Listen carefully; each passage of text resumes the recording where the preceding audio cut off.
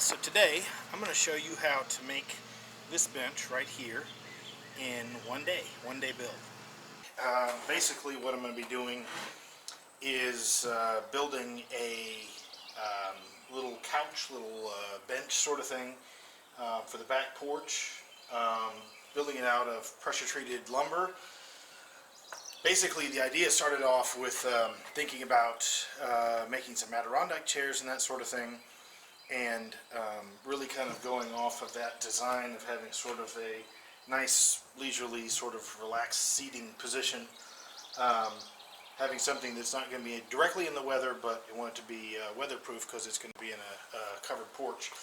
So started playing around basically with just some sort of different angles, trying to figure out what I wanted to do for, you know, the reclining of the seat and that sort of thing. Mocked it up using some scrap pine 2x4s, split it down the middle and stuff, and basically built a chair that was about 20 inches wide as sort of an experiment. And now that I've got sort of the angles that I want, you know, ended up making some changes here, moved some different things around. Now that I basically got it how I want it to be, I'm going to put it into the final form. So we'll get down to business. So this is all of the lumber that I'm going to need in order to make this bench. Basically it is 3 2x6x8s, 1 2x4x8, and then a bunch of 1x pieces, and yeah, that's what we'll start. Alright, so here I have my template pieces that I did with the prototyping, and then I've got my 3 pieces that are cut, and each one of these is going to need some rounding of some sort, and doesn't necessarily have to be completely reproducible from one version of the bench to the next, but it does have to be internally consistent so that each one of the lines that I have on these pieces matches the ones on the other 3 pieces, so that you have the same plane across the back of the bench. So that's next. Alright, so one of the things I'm a little bit more concerned with on this one is reproducibility, being able to do the same thing several times. I don't have quite the bandsaw skills of Jimmy DiResta or you know, that sort of thing. So what I'm using here is I made one template, got it to a curve that I'm comfortable with, and then I'm going to basically use a router in order to be able to trace this curve. One other thing I will mention though is, in order to make this more likely to work well, I'm going to use the bandsaw and cut off this extra here without actually cutting the line, in order to make it so that it's easier to do with a router. Alright, so my idea was to use this as a template, but part of the trick is this is way too thick.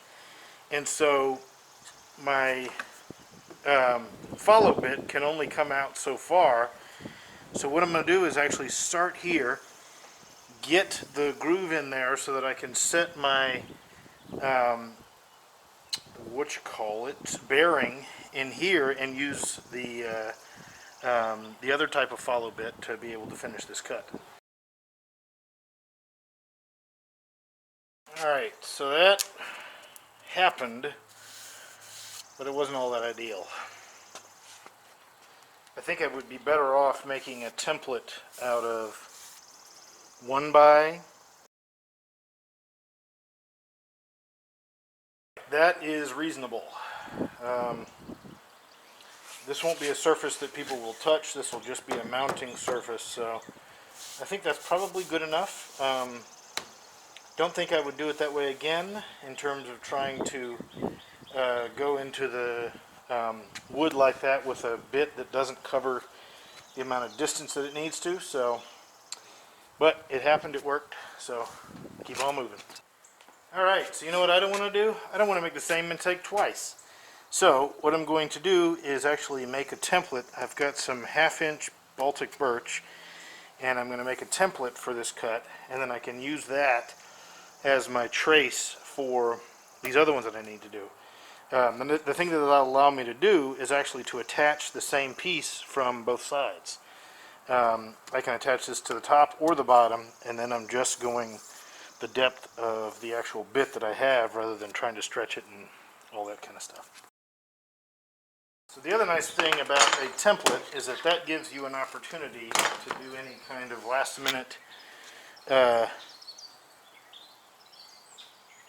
dialing in, shall I say, that you want to do.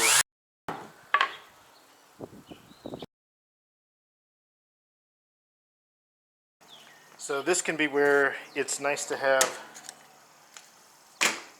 several of the same tool, like a router like this, so that you can use one for one kind of bit and one for another kind of bit, and quickly switch between the different functionalities.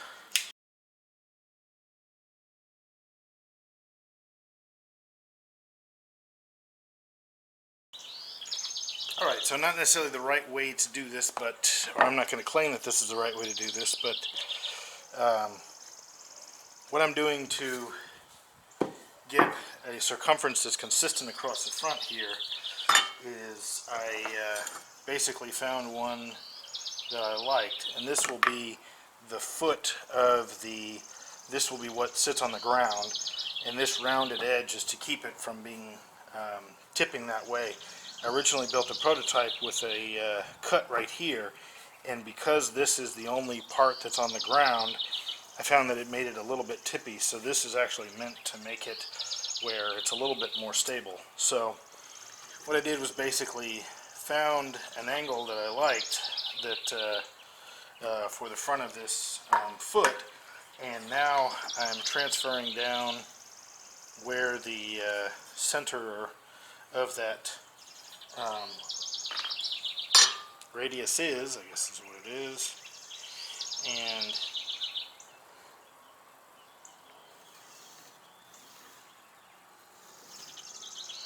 then hopefully that will be the same line. Alright, so here is yet a third option for how to make a consistent curved edge like this. So what I've done is basically put together a little bit of a jig so that I can keep these things in the same position, and I'm using this template here that basically allows me to make the proper circumference, and I've put a point in this piece of wood and set a circumference for 16 3/4 inches. So that would be a big circle here, but what I'm actually going to do is only cut a portion of it, and because I have this jig in the same place, I can cut these three pieces all the same curved piece. So yeah, let's give this a try.